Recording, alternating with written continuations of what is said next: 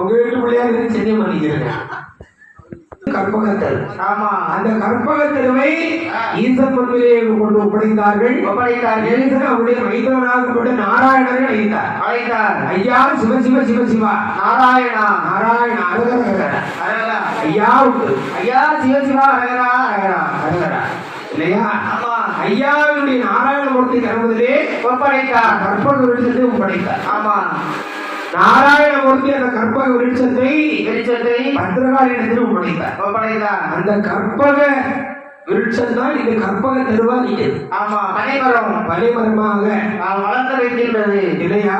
ஆமா, அது எப்படி தெரியுமா? பருவப்பாறை அளவு பனை அளவு பனை அளவு பனை அளவு பனை அளவு பனை கற்பக தருவதுதான் சொல்லு.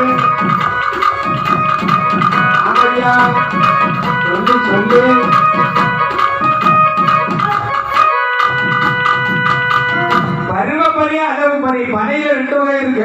ஆமா, பனையில நிறைய வகை இருக்கு. என்னாலும் கூட மனிதனுடைய பயன்பாட்டுக்கு பயன்படக்கூடியது 2 வகை பனை. ஒன்று பருவப்பனை, இன்னொன்று அளவு பனை. அளவு ஐயா, பருவப்பனைனா என்ன? பெண்பனை. ஆம்பள. அழகு பனைன்னு சொன்னா ஆண்பனை. ஆண்பனை எந்த பனையில நுங்கு காய்க்கா, எதுல காய்க்காது? பெண்பனையில நுங்கு காய்க்கும். ஆமா, ஆண்பனையில பதனி எடுப்பாங்க. சரியா சொன்ன. ஆமா, 2 கற்பக தரு பாருங்க. கதையினுடைய சாராம்சம் எனக்கு தெரியாம இருக்குமா? இல்லப்பா கதையாம அப்படி சொல்லு.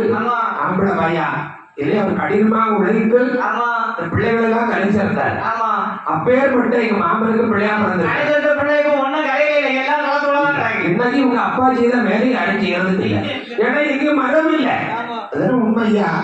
அப்பேற்பட்ட பருவப்பனை அளவு பணியாக 2 பனைமரங்கள் தோன்றி பருவப்பனையிலும் அளவு பணியில் சென்று அழகான முறையிலே